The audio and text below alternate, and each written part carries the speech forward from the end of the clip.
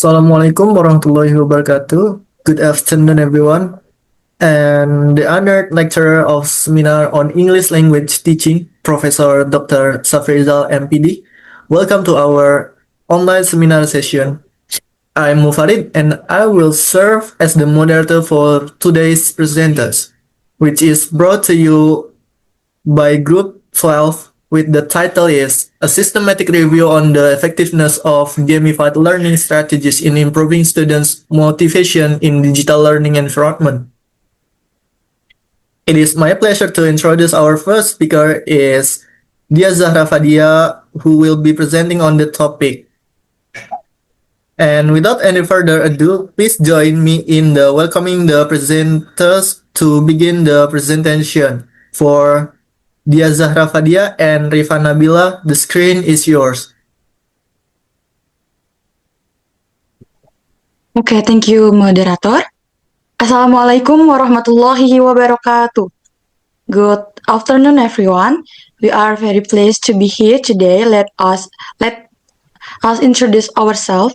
I am Zahra Fadiyah as speaker 1 and my partner is Rifa Nabillah as speaker 2. Today we would like to present our systematic review entitled A Systematic Review on the Effectiveness of Gamified Learning Strategies in Improving Student Motivation in Digital Learning Environments. In today's digital learning era, keeping students motivated is one of the most important challenges in education. One of the solutions that many educators use in gamification. Gamification means using game elements like point, rewards, levels, and challenges in non-game context such as learning. The main goal is to make students feel more engaged, excited, and motivated to learn. Even though many studies already talk about gamification, there is still a lack of deep understanding about how it actually affects student motivation, especially in digital learning environments. That is why we choose to explore this topic in our systematic review.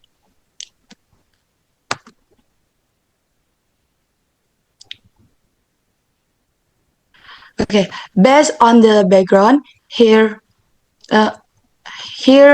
are the three main questions we focus on in our study. First is main question, what is the impact of gamification on learning motivation and what factors mediate or moderate this relationship? This question explores how gamification affects student motivation and what other factors may influence that effect. And the sub-question is how do gamified social interaction affect learning motivation across different education settings, class 12, higher education, and online learning. Here we want to examine how interaction-based game elements such as collaboration or competition play a role in different types of classroom. And the last is how do gamified elements such as rewards and challenges affect learning motivation across different educational settings, class 12, higher education, and online learning? This question focuses on how basic game elements like rewards and challenges work differently depending on the level of education or learning platform. Okay.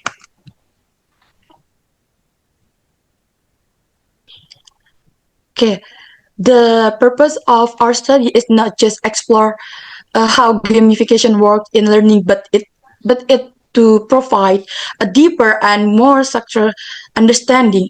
More specifically, our aims are first is to compile a comprehensive framework regarding the influence of gamification on learning motivation, and the second is to identify effective design elements in gamified learning environments, and the third is to analyze contextual factors, including learners' demographic and cultural settings that might influence the effectiveness of gamification. The fourth is to highlight existing research gaps and suggest possible direction for future studies in the area. And the last is to offer practical recommendation that educators and learning designers can apply in real teaching situation.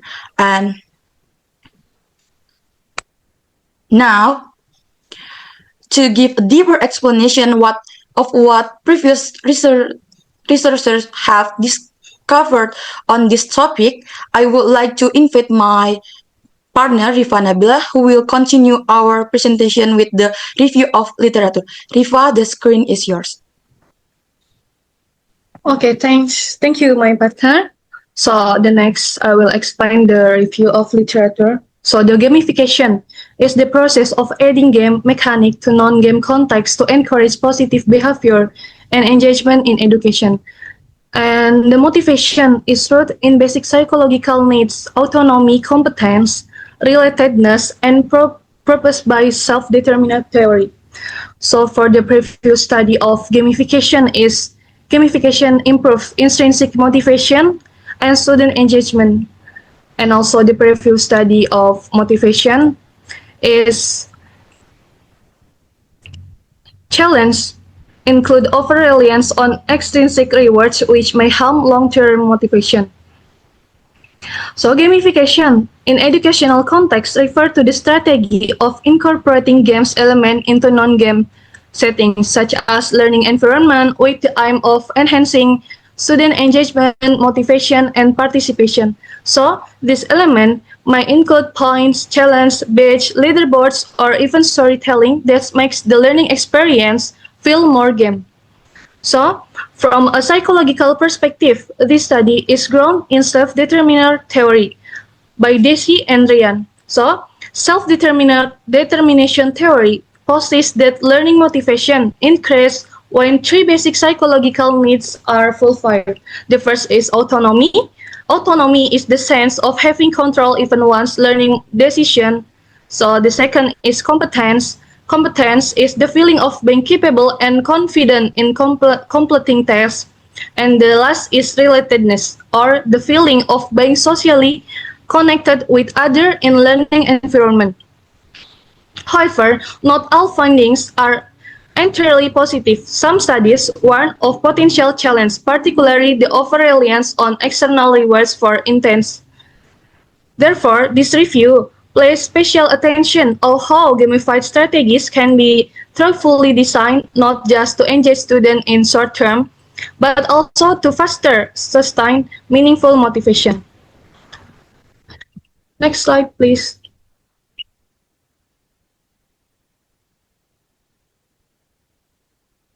Okay. Next, I will explain the research methodology. For the type, systematic literature review or SLR, focus on quantitative research. And the next is data search, empirical study from 2011 to 2022, measuring the impact of gamification on learning motivation. The data analysis is meta-analysis combining effect size across studies. Data normality was tested using the Shapiro-Wilk test. And the next is instrument. Instrument is the secondary data from databases such as Scopus, ERIC, and Google Scholar. So this research employs a systematic literature review or SLR approach, and which involves a structured protocol based on review of academic. So the goal is to obtain the comprehension, objective, and evidence-based summary of what is already known. Specifically, this review focused on quantitative study to examine the effectiveness of gamification in improving learning motivation. And the data source include empirical articles published between 2011 and 2022, select using keywords such as gamification, so student motivation, and digital learning. And also the data were collected from leading academic database including Scopus, ERIC, or Educational Research Information Center, and Google Scholar. For data analysis, we apply meta-analysis, a statistical technique that combines effect size from multiple studies to measure the overall impact of gamification. And we also test the data normality using the Shapiro-Wilk test to ensure the statistical validity of analysis. And also this approach ensure that review is not just descriptive, but also analytical, data-driven, and reliable. Next slide, please.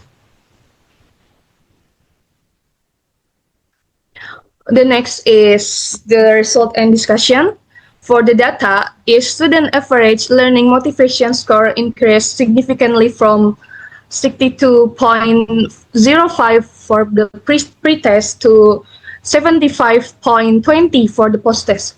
And also from the gamification effectively enhanced is intrinsic motivation and perceived competence and autonomy, and last is social relatedness.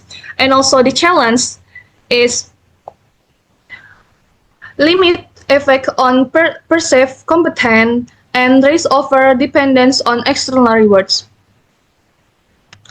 Based on our meta-analysis, we found that student average learning motivation score significantly increased after the implementation of gamified strategies. Specifically, the motivation score rose from 62.05 for the pre-test to 75.20 for the post-test.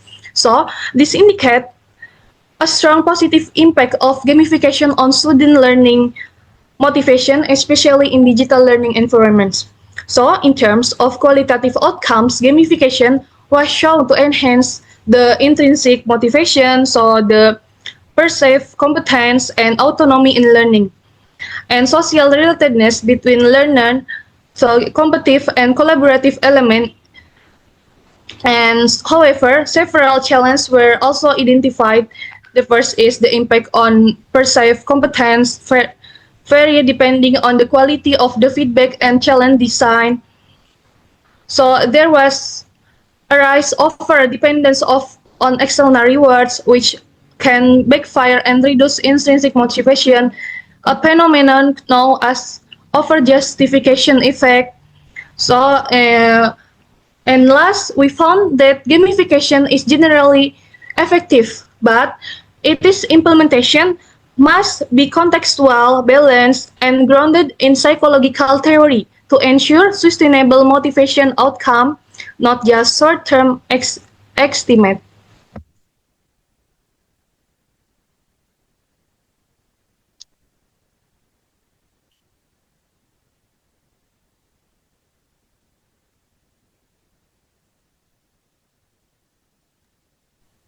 Well, thank you for all the presenter for that insightful and well-prepared presentation. We truly appreciate the time and effort you've put into sharing your knowledge with us from the seminar explanation. Are there any questions from the audience? Please raise your hand, and those who wants to ask, please mention your name.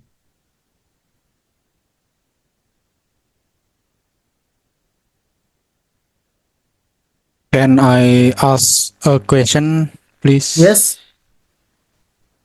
So the question is, how much influence does gamification have on students in and extrinsic learning motivation in digital learning?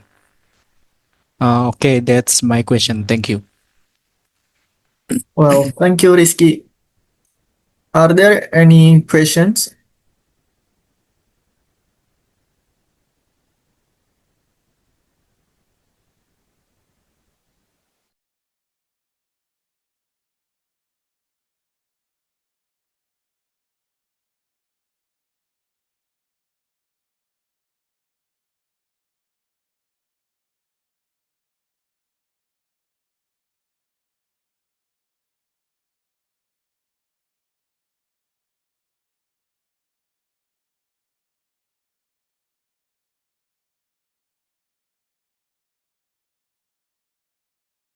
Okay. Can I uh, can I ask? Yes. Please mention your name. Mention your name. Okay, my name is Muhamad Yudhaprima. So my question is, what factor influence the success of gamification, strategies in increasing students' learning motivation across different education levels or learning contexts. Okay, thank you, Yuda, and give us some times for the presenter to discuss. And for the presenter, you may start answering those audience questions when you are ready.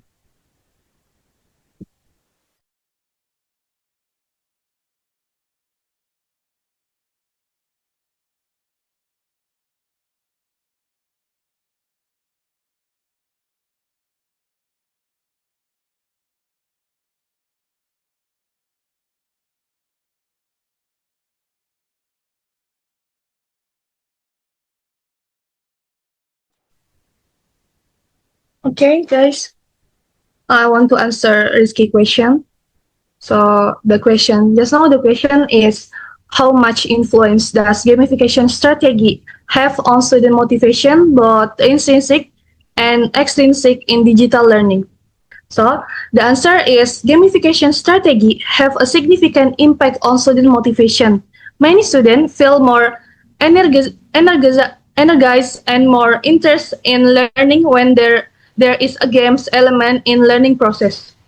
So the external motivation such as prize, badge, or grades can make students want to complete tasks, but if the gamification strategy is interesting and appropriate, students can also be motivated from within because they feel happy and challenged. However, the result can vary depending on how it's implemented. It is enough, Rizky? Okay, thank you for the question, for the answer of my question.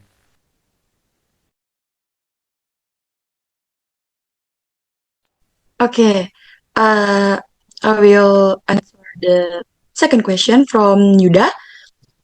What factors influence the success of gamification strategies in increasing student learning motivation in different education levels or learning contexts?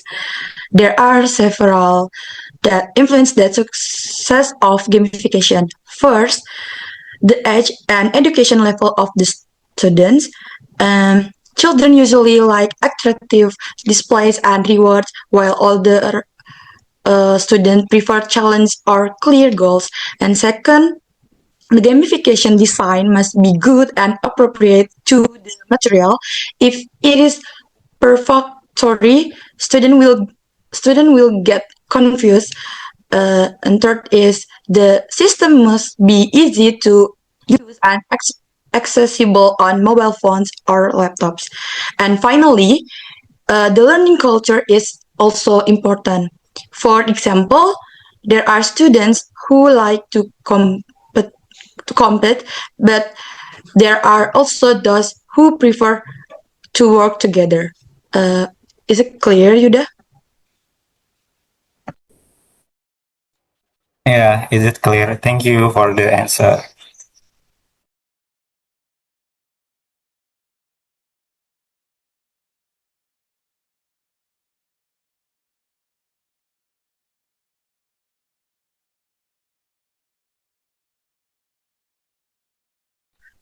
Okay, for the conclusion seminar today, gamification has a significantly positive impact on students' learning motivation. This study recommends design gamified experience that align with psychological needs and context-specific factors to ensure sustainability. Further research is needed on long-term effects and equitable application across diverse learners. Okay.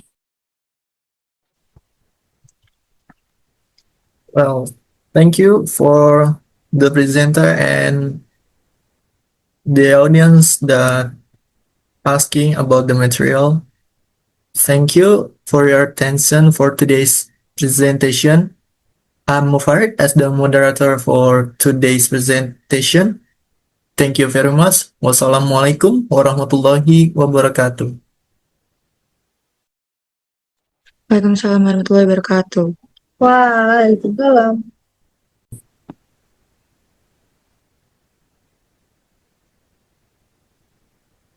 Assalamualaikum warahmatullahi wabarakatuh. Good afternoon, everyone.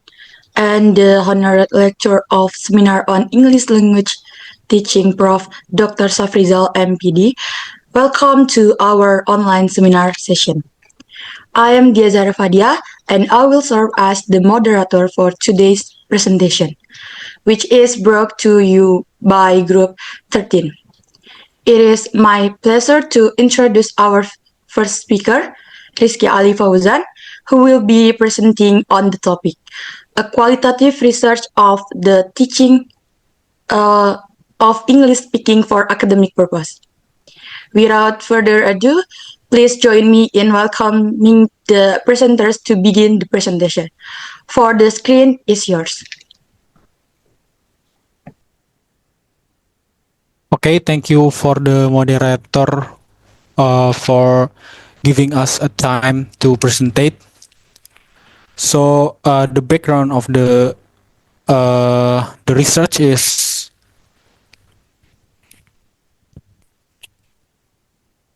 this study the ability to speak English for academic purpose or EAP is a crucial skills that students must possess, especially in higher education setting that increasingly emphasize active participation in academic discussion, presentation, and seminar.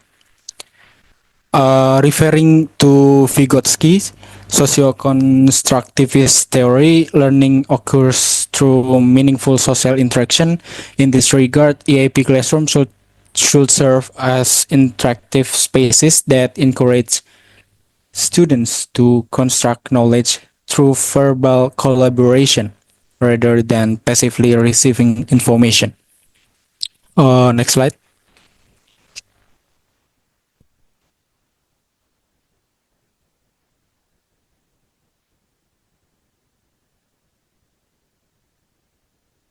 Okay, the research question for this research is the first one is how do students perceive the teaching strategies used in English for academic purpose speaking classes, and what challenges do students face in developing academic speaking skills, and how do they think teaching strategies can help overcome these challenges, and how do students view the role of lectures in creating a classroom environment that support academic speaking development.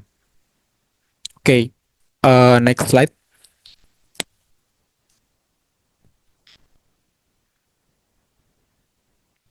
So objective of the studies describes student perception of the teaching strategies used in English academic purposes, speaking classes, and identify the linguistic and physiological challenges students face in developing academic speaking skills, and explore how they perceive the role of teaching strategies in addressing these challenges, and explore students' view on the role of lectures in creating a classroom environment that support the development of academic speaking skills. Next slide.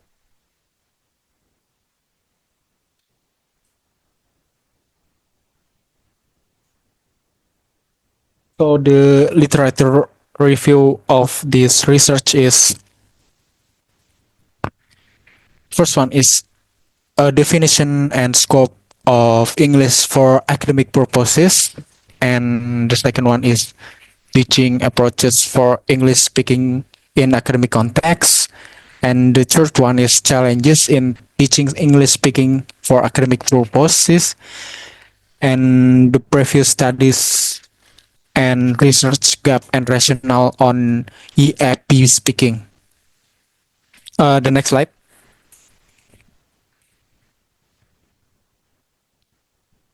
Okay, so I want to explain the definition of English for academic purposes. So EAP is a branch of English for specific purpose that address the linguistic needs of students within academic settings. Highland explained that EAP is not merely about language correctness, but also about understanding academic discourse, genre convention, and communication practice relevant to higher education.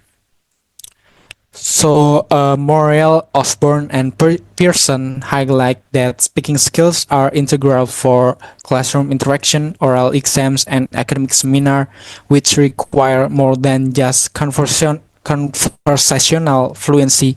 They demand rhetorical awareness and formal language control. Next slide.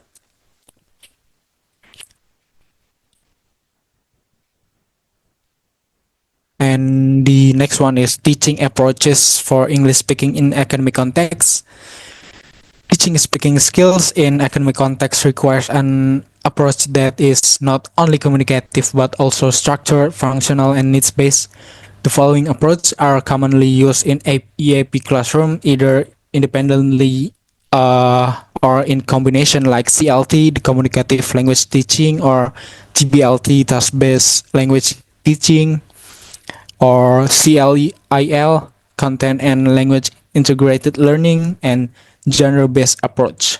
So the CLT approach emphasizes the ability to communicate meaningfully in various social and academic contexts.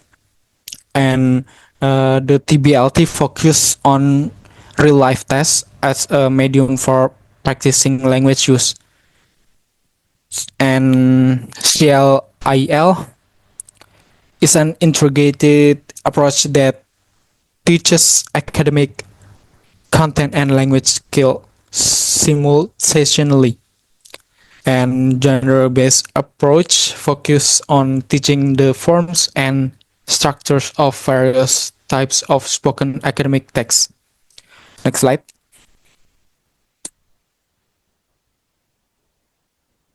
There are challenges in teaching English speaking for academic purpose. Teaching academic speaking skill in an EFL context such as Indonesia presents various challenges both from the perspective of instructors, students, and the education system itself. These challenges need to be recognized so that teaching strategies can be designed in a more responsive and contextualized manner. In these challenges is speaking anxiety and lack of confidence. So Horwitz and Cope state that foreign language anxiety arises from the fear of making mistake, being negatively evaluated, or not being misunderstood. And the second one is limited exposure to spoken academic English. Students, according to Flower Dew, language teaching in EFL context tend to be exam oriented, which often leads to the neglect of oral skills. This creates a gap between what is taught in the classroom and the speaking skill actually required in academic life. The third one is non-interactive teaching methods. Luoma emphasized that speaking skills can only be developed when students are given sample opportunities to speak. The last one is lack of objective and transparent assessment.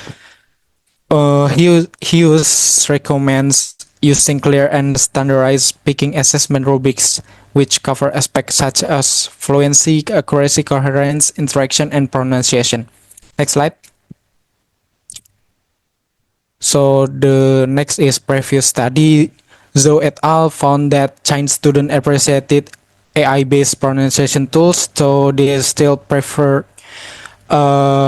human interaction and teacher feedback for deeper learning. Dordevic demonstrated the effectiveness of rubrics in online speaking assessment within mobile assist learning platforms, showing increased transparency and learner autonomy.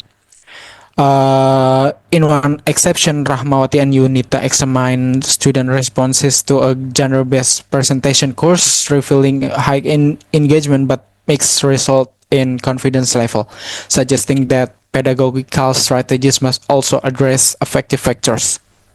Next slide, please. There is research gap and rationale. While global research in EAP has contributed significantly to theory, materials, and assessment, most of it is situated in contexts that differ culturally and institutionally from Indonesia. Additionally, studies that explore students' perception of teaching strategies, particularly in academic speaking instruction, are still limited, especially in local EFL context. Understanding students' view is crucial because it provides insight into what strategies are perceived as effective, which classroom conditions foster confidence, and where gaps in instruction may exist. This research seeks to address that need by providing a contextualized analysis of how Indonesian students perceive and respond to the teaching of English speaking for academic purposes. Next slide.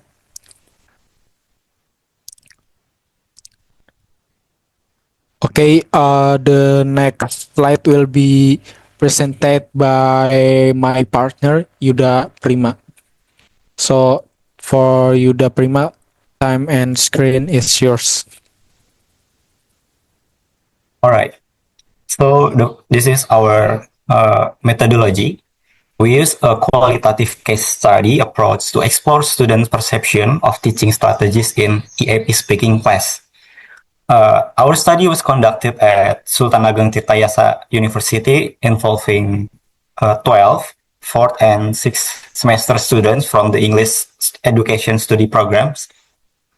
And all participants were selected using purposive sampling based on their experience in the EAP speaking course.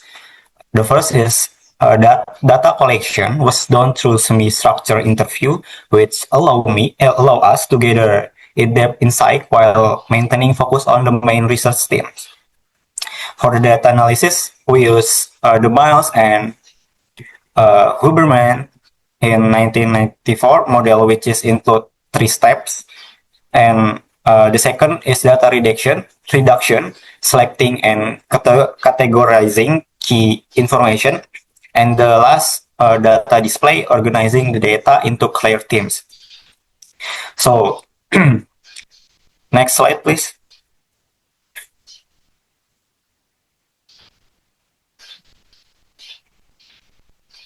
This is the finding. And here I will present the key finding of this study. The study revealed 3 main findings. The first is most students consider academic presentation simulation to be the most effective teaching strategy. These activities help them improve their confidence and ability to speak formally in academic context. And the second, student also benefited from group discussion and peer collaboration.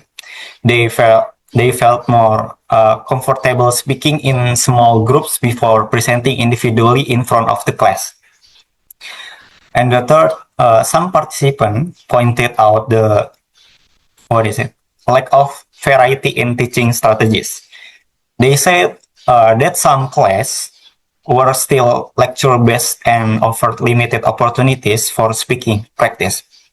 So, in addition, the study identified several major challenges, including the first is difficulty using academic vocabulary in oral communication, and next, struggling to construct formal sentence spontaneously, and the last, speaking anxiety, especially due to fear of making mistake of being judged.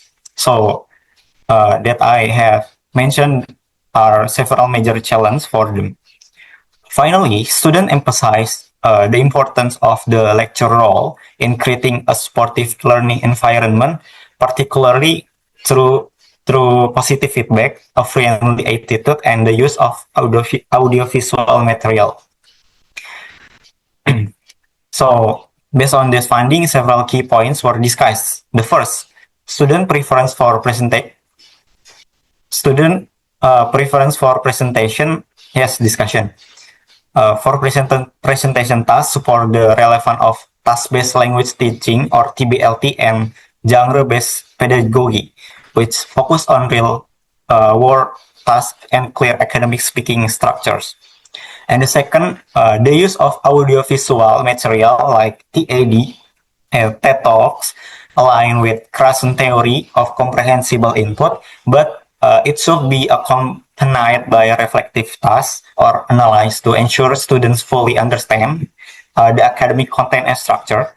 The third is the challenge related to vocabulary, sentence construction, and anxiety show the need for more explicit instruction in academic language and more strategies to help students build their confidence.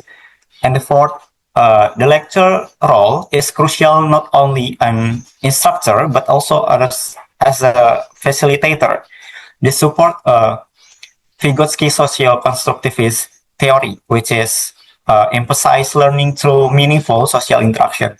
And lastly, the results suggest that EAP speaking instruction should be more varied, task-based, and responsive to students' local needs and challenges. So, conclusion drawing and verification, identifying patterns, and confirming the finding. Maybe that's all from me. I'll give it back to the moderator.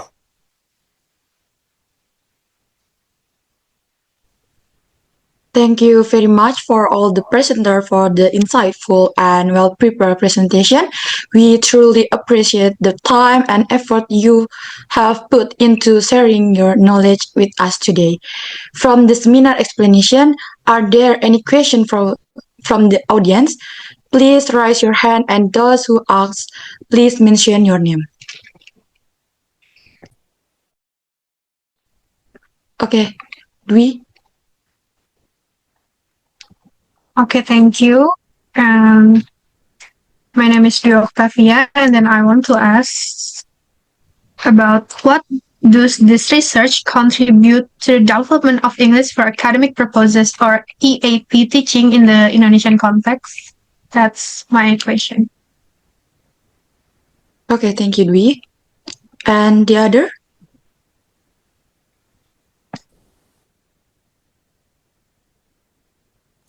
Okay, I would like to ask for the presenter. My name is Nazwa Putri Liandani, and I want to know more about the presentation simulatic strategy, why it can be considered by the effective by the research participant. Can you explain more about that? Thank you. Okay, thank you, Nazwa. Please ask question when the presenter is ready to answer them.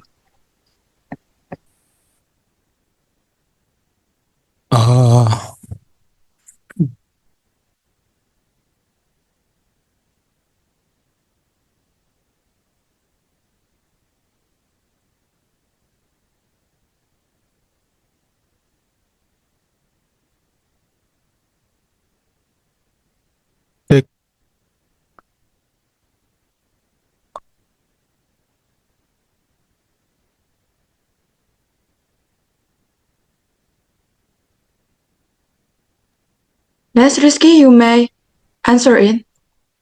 Okay. I'm sorry, my internet is bad. So I want to answer the first question from Dwi. So the question is, what does this research contribute to the development of English for academic purpose teaching in the Indonesian context? So this study provides contextualized insight into how Indonesian university students perceive academic speaking teaching strategies. The findings indicate the need for more varied, contextualized, and student-centered approach, which take into account linguistic and physiological challenges and the importance of the lecturer's role in creating a supportive learning environment. Okay, thank you. That's from my question. From my answer. Is that clear? Dwi? It's clear. Thank you. Okay, next, let me answer Nazwa's question.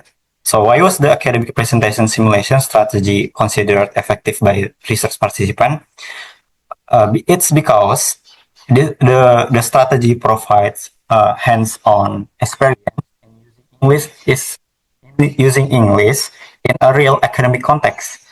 Students felt this strategy helped them understand the structure of formal discourse and increase their confidence when speaking, in accordance with the task-based and genre-based approach that emphasize real practice and language use in functional context. Is it clear, Nazwa? Yeah, thank you. Okay.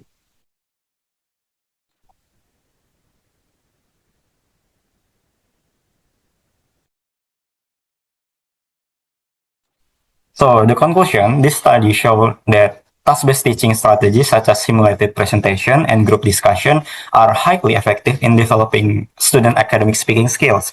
Nonetheless, students still face linguistic challenges such as academic vocabulary and formal sentence construction, as well as psychological barriers in the form of speaking anxiety, a sportive classroom environment, the use of audiovisual media, and structured feedback from lectures proved to be helpful in the learning process. Therefore, EAP learning need to be directed toward a more varied, contextualized, and student-centered approach to maximize the development of academic speaking skills. Okay, thank you very much for the presenter and the great presentation. Thank you to all participants. I'm Zahra Fadiyah as moderator. I will take my leave. Wassalamualaikum warahmatullahi wabarakatuh.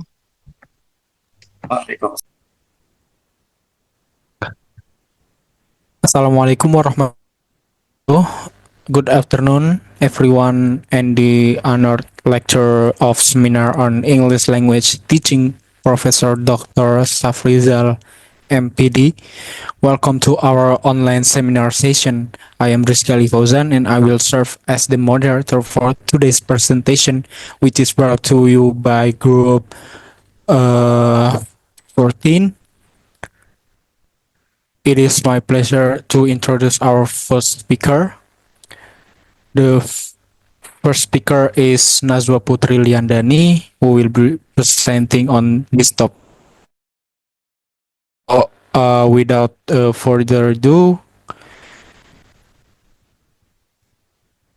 so I will invite Nazwa Putri for presenting their Liandani. The screen and time is yours. Okay.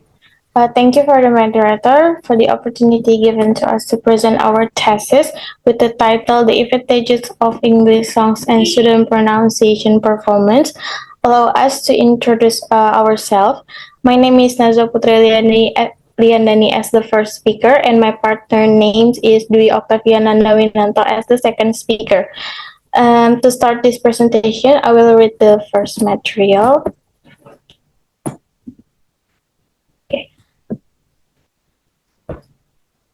Background of the study, pronunciation is an important aspect of communication. However, many English foreign language learners have difficulty to pronouncing a certain sounds due to the influence of their mother tongue and the lack of interesting teaching methods. English songs are considered as fun and effective learning medium because they provide repeated and natural exposure to sounds. Although some studies have shown a positive impact of using songs on pronunciation, their effectiveness still needs to be studied further. Next, we divide two research questions in here. First, how can the use of English songs help overcome pronunciation difficulties in English foreign language learner? Second, to what extent is the effectiveness of songs as a learning medium and in improving English foreign language learner pronunciation skills? In the literature review, we also divide into two literature. First, pronunciation includes two main aspects, namely segmental features such as vowels and consonants, and suprasegmental features such as intonation, word stress, rhythm, and fluency of speech to achieve intelligibility or we know easily understood by the listener, and comprehensibility, or we know as the message is conveyed clearly. And the second is songs as learning media. Songs not only create a positive and enjoyable learning atmosphere, but are also able to increase students' learning motivation. Songs present authentic pronunciation models from native speaker and facilitate natural repetition of sounds through lyrics and melodies that are easy to remember. Next, for the research method, and the rest will be presented by my partner, Octavia. Okay, the next is research method. This research is a qualitative study with a case study design where participants are divided into two groups based on their habits of listening to English music. The first is research design. The research uses case study type and then qualitative approach. And for the participant are individuals who enjoy or frequently listen to English music and individuals who rarely listen to English music. And then for the research instruments, this study used semi-structured interviews and a reading test as primary instruction to collect qualitative and observational data from both participant groups.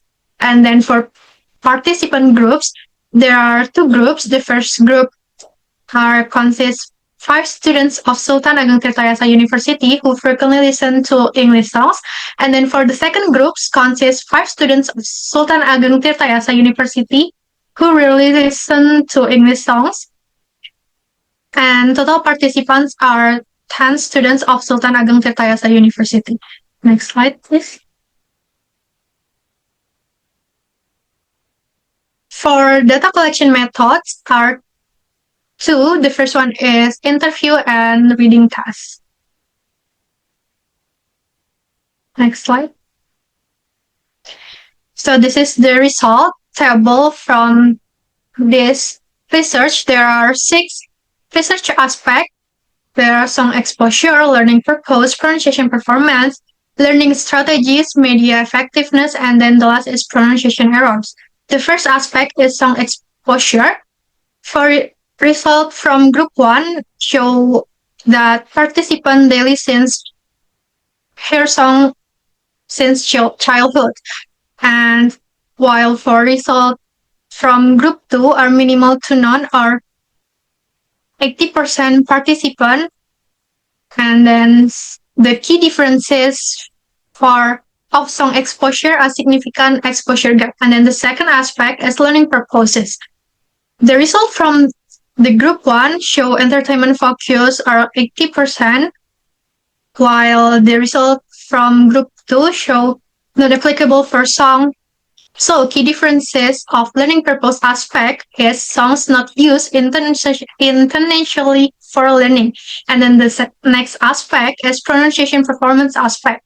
The result from group 1 show 1 participant good and then 4 participant moderate, while result from group 2 showed 3 participant good and 2 participant moderate. So key differences of pronunciation performance aspect is group 2 perform better overall. And then the next aspect is learning strategies. The result from group 1 is passive exposure plus some practice, while from result from group 2 show active dictionary use plus practice. So key differences for learning strategies aspect is group 2 more systematic. And then the next aspect is media effectiveness.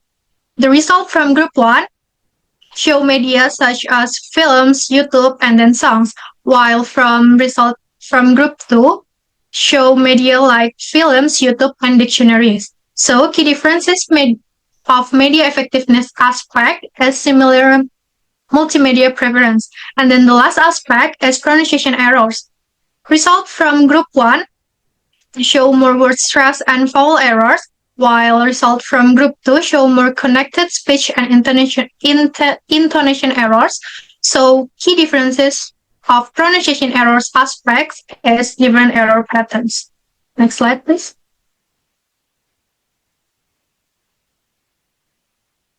So the results demonstrate that frequent exposure to English sounds does not automatically lead to superior pronunciation performance.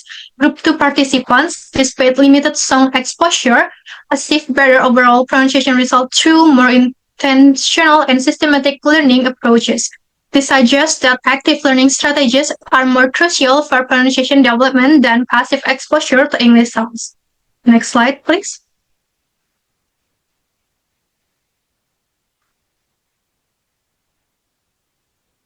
And then this is the discussion findings. The first one is challenging previous claims. This study found that frequent passive listening to English sounds did not automatically lead to superior pronunciation. The group that rarely listened to sounds show significant better pronunciation result as 60% good versus 20% good in the frequent listening group. This contradicts some previous research suggesting the effectiveness of sound in improving vowel pronunciation and overall pronunciation. And then crucial role of active learning strategies. The superior performance of the group with infrequent sound exposure highlights the importance of systematic and intentional learning approaches like looking up words, listening to audio, and practicing compared to passive exposure. And then confirmation of first language inference. Common difficulties in both groups pronouncing phonemes confirm the first language inference theory, where the phonetic patterns of the native language influence target language pronunciation. Next slide, please.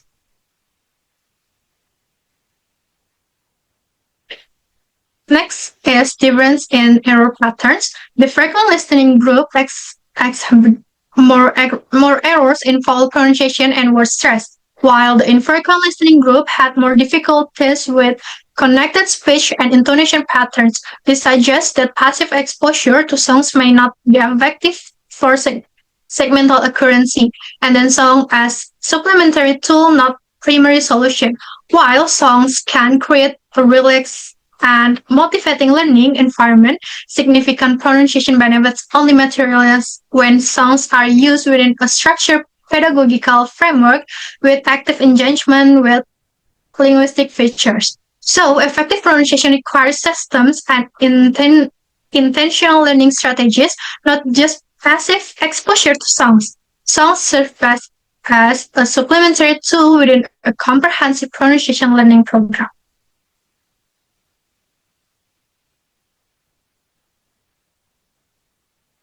That's all from me. I'll give it back to my friends, Nazwa. Okay, from our thesis, we can find the answer for our research question. For the first findings, songs provide a repetitive exposure and familiarization with sounds, but require active engagement with lyrics for meaningful learning.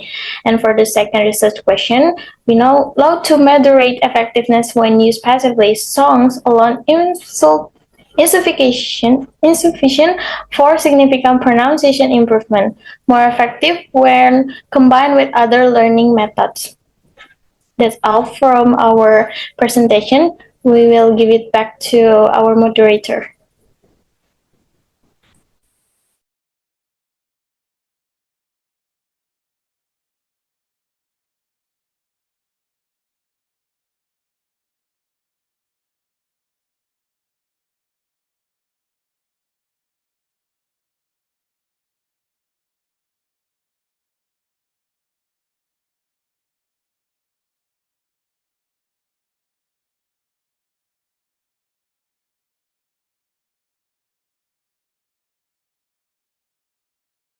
Okay,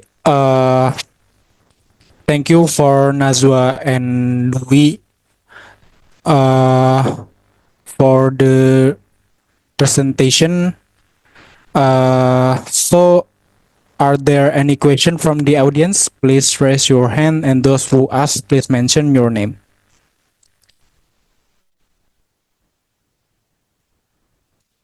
Okay, Mufarid. Okay, so my name is Mufarid, and I want to ask about, based on your findings, showing that passive exposure to English songs does not automatically improve pronunciation performance. And how would you recommend using songs in English language teaching to effectively support pronunciation improvement? That's all from me. Thank you. Okay, thank you, Mufarid. Is there any question? Okay, Yonathan. Okay, my name is Yonathan Crystyan, and I would like to give a question for the presenters.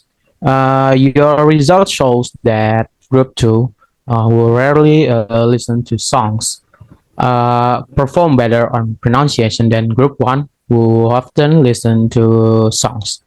And what factors do you identify as the main causes of Group 2's superior performance, and how does this challenge or strengthen theories of language acquisition? Thank you. That's my question. Okay, thank you, Yonathan. So give us a minute to answer question. If you guys ready to answer, so please. Okay, I would like to answer Mufarid's question. So, although this study found that passive exposure to English songs alone didn't automatically result in pronunciation improvement, songs still have the potential to be a valuable support tool to effectively support pronunciation improvement. Um, um, I would recommend using songs in English teaching through a more active and structured approach, such as encourage students to not only listen but also read the lyrics and understand their meaning. Close exercise, like for example, fill in the blank or phonetic transcriptions of song section, can help increase awareness of sounds. Songs should be seen as complementary tool, not the main solution. Combining songs with the traditional pronunciation exercises, the use of online dictionaries and educational videos can create a comprehensive learning program. Uh, that's all for the answer. Is that enough? Okay, that's clear enough. Nazwa, thank you. Okay, now I will answer Jonathan's question. The question is, research show that Group 2 who rarely listen to songs perform better on pronunciation than Group 1, who often listen to songs. What factors do you identify as the main causes of Group 2 superior performance, and how does this challenge or strange theories of language acquisition? The answer is Group 2 superior performance, despite limited exposure to the songs, was primarily due to their more deliberate and systematic learning strategies. The main finding explaining this was about active learning strategies, and then Group 2 used active learning strategies more often, such as looking up words in a dictionary, listening to audio, and practicing systematically. This contrasts with Group 1's more passive approach, where exposure to the songs was mostly for entertainment. This suggests that active engagement with the material and conscientious effort to improve pronunciation are far more important than more passive exposure. It's clear, Jonathan? Yeah. It's clear enough. Thank you, Dwi. Okay. Okay,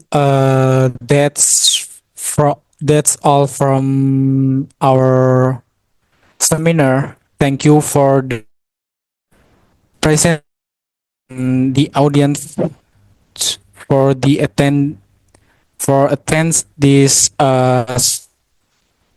seminar session. Thank you. That's all from our group.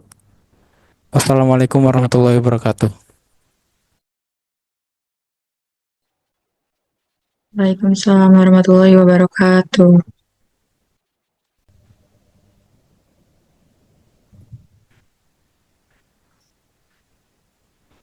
Assalamualaikum warahmatullahi wabarakatuh. Good afternoon, everyone. In the honor lecturer of seminar on English language teaching, Professor Dr. Shafrizal, MPD. Welcome to our online seminar session. My name is Nazwa Liandani, and I will serve as the moderator for today's presentation, which is brought you to group number 17. It is my pleasure to introduce the speaker.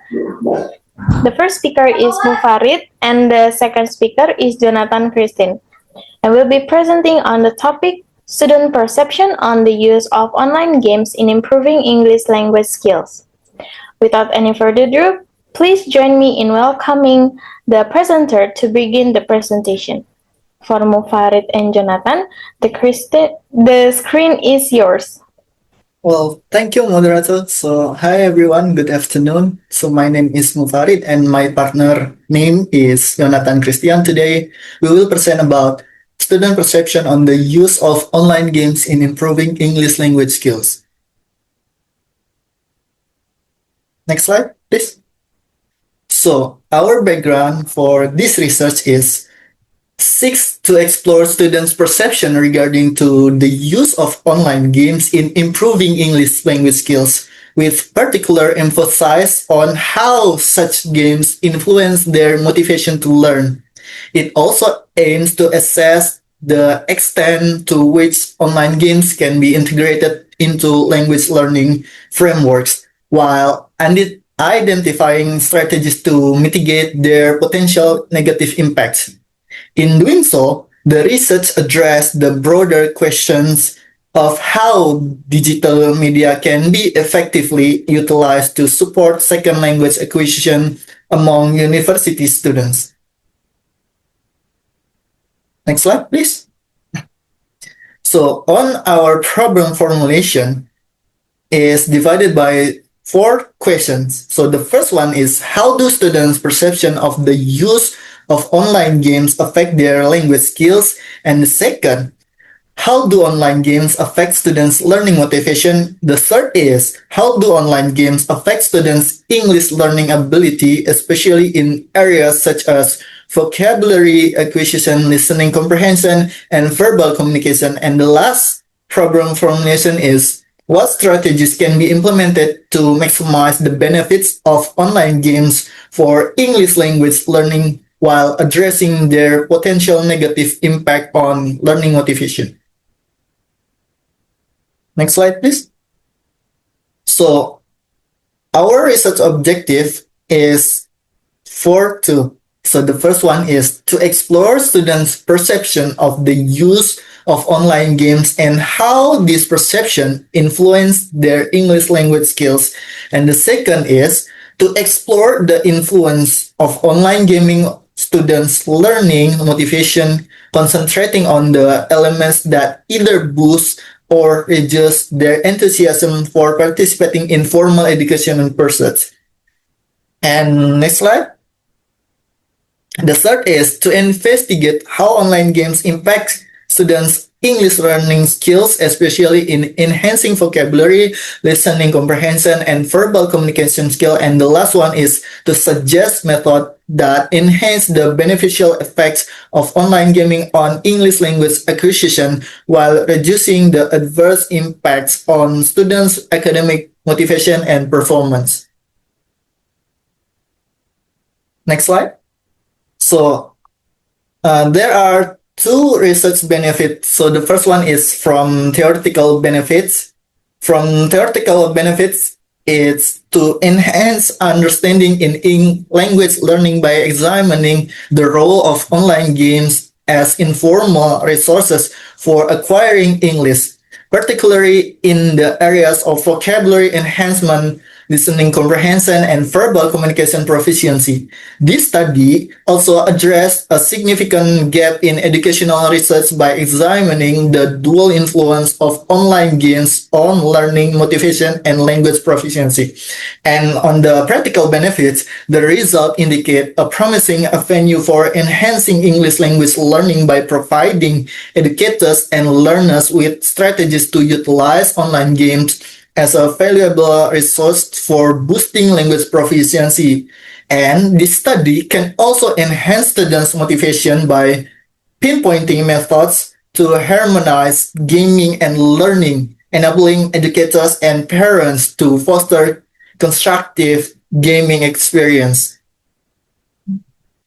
Next slide, please. So on the chapter 2 is theoretical review from Johnson. Contemporary online games incorporate linguistic challenges that motivate players to enhance their vocabulary and comprehension skills in real time. Online multiplayer games foster an engaging atmosphere in which players are required to negotiate meaning and utilize English proficiently to achieve success. And the incorporation of gamification in language learning present unique opportunities for regular practice and deeper contextual understanding. And according to Harper 2023, the worldwide connectivity of online games enables players to participate in significant discussion with people from diverse linguistic backgrounds. So here are our relevant research. So there are two relevant research. The first one is from 1U 2023, and the title is The Influence of Online Games in English Language Learning. So this research highlights the challenges of traditional learning methods such as monotony and lack of motivation and demonstrate the benefits of game-based learning. And the second is from Yaramenko 2017. And the title is Enhancing English Language Learners' Motivation Through Online Games. So this journal explores how gamification can be used to inspire ESL students with research like Kahoot, and it makes a distinction between extrinsic motivation. Next slide, please. So that's all from E. Moving on to chapter 3 and 4 will be presented by Yonathan Crystyan. For Yonathan, the time is yours. Okay, thank you, Mufarid. So we're moving on to the research method. The first one is place and time of research. The place of this research is in the Faculty of Teacher Training and Education, Sultan Ageng Tirtayasan University. This research was conducted in 3 stages. First is planning stages, the second is implementation stages, and the third one is completion stages. Okay, the research design is the research subject. The sample represent a subset of individual within the population is utilized as sample. The sample is regarded as a representative of the population, with its result reflecting for the overall symptoms that were studied or observed. Based on this, the sample of this study were all students of the Faculty of Teacher Training and Education, totaling 22 people.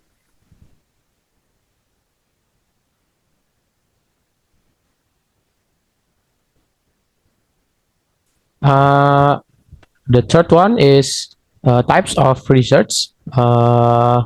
This study employs qualitative methods.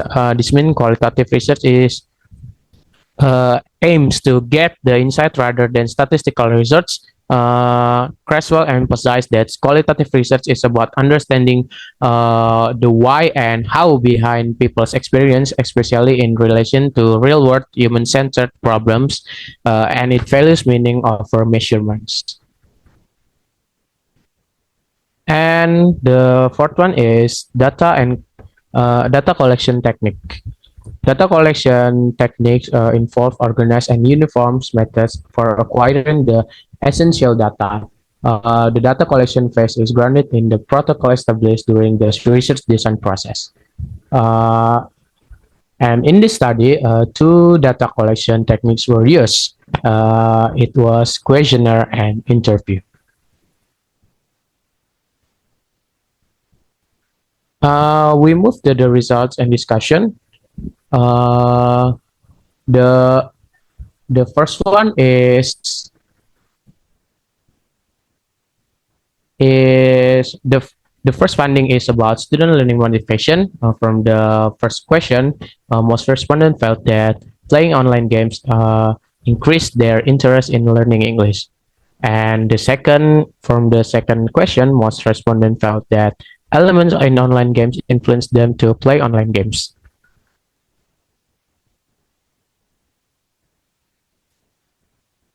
And from the third question, it showed that most respondents felt that online gaming also distracted their formal learning focus.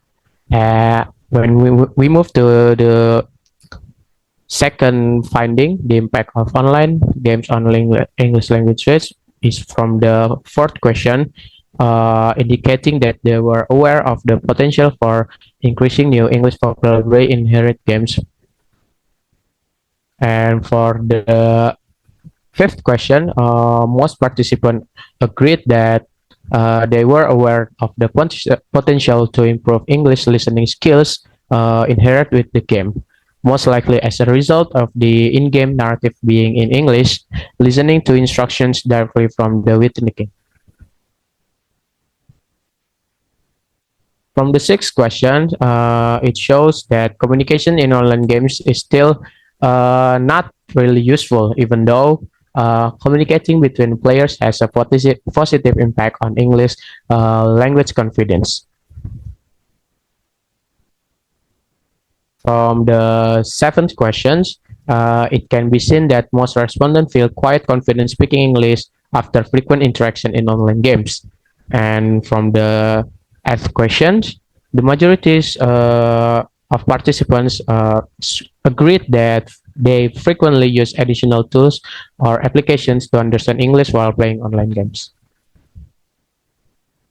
And this is the third types of findings is method to increase benefits and reduce adverse impacts. From the ninth questions, suggesting that they concur that playing online games can help English language development.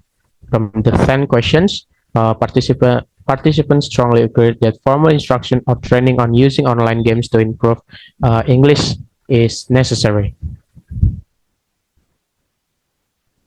From the 11 questions, the respondents high propensity to agree that time limits are crucial when it comes to online game.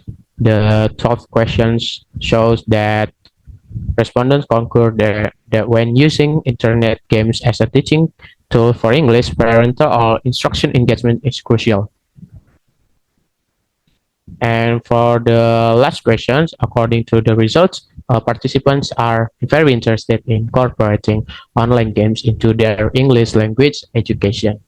All right, that's all for the results and discussions. That's the end of our presentation. I will give it back to the moderator. Okay, thank you so much for all the presenter for the insightful and well-prepared for presentation. We truly appreciate the time and effort you've put into sharing your knowledge with us today. Okay, now we're moving on to the question and answer session. Is there anyone who wants to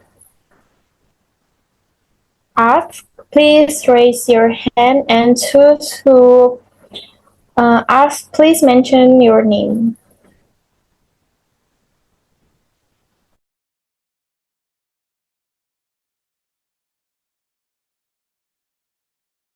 Okay, please.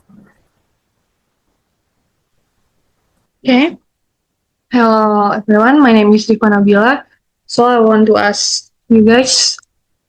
My question is, how do online games simultaneously contribute to improving student English language skill while potentially demotivating their formal learning? And can you explain with a conceptual analysis based on the findings in this study?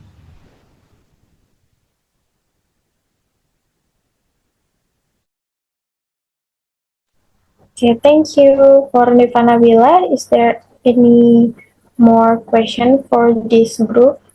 please raise your hand.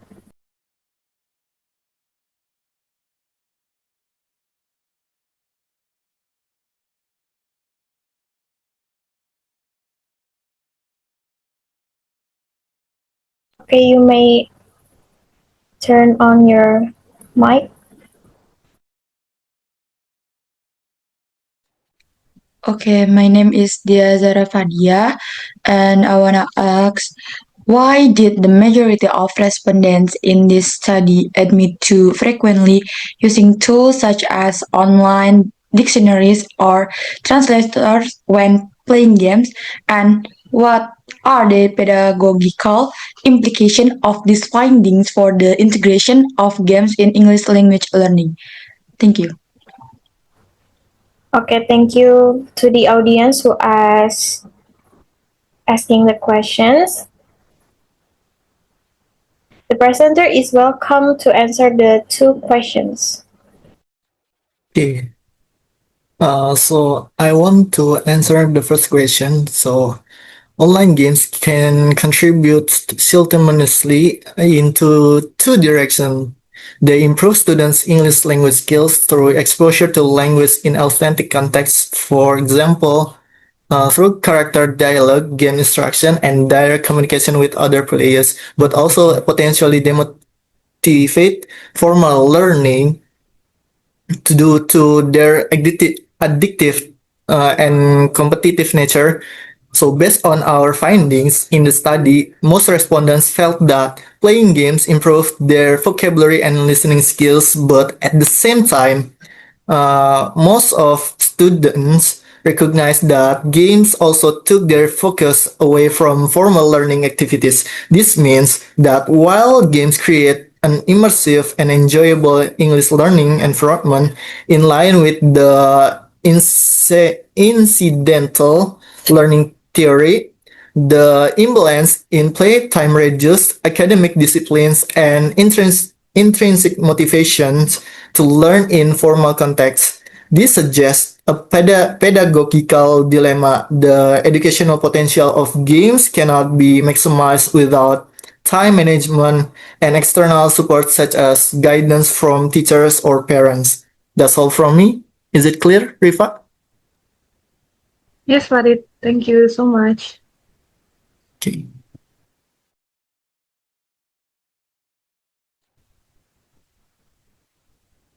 Okay, I would like to answer Dhiya's question.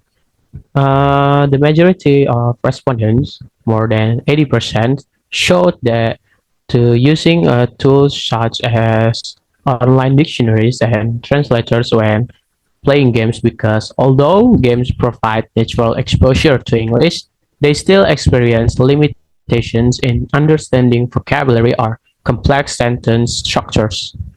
This suggests that while games provide a contextualized learning environment, successful comprehension still requires additional literacy support. And pedagogically, this implies that the integration of games in English language learning should be accompanied by appropriate scaffolding strategies such as the instruction of key vocabulary before play, directed practice based on the game context or post-game reflection. Thus, the learning process not only relies on independent exploration but also receives systematic support to deepen students' linguistic understanding. Yeah, I think that's from me. Is that answering your questions, Dia? Yeah, thank you. All right, thank you so much. Okay, thank you to the presenter who answered the question. Now, please read the conclusion of your research study.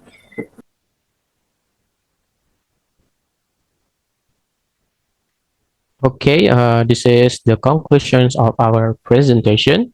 The study examines how online games affect students' English language abilities with an emphasis on vocabulary development, listening skills, and verbal communication.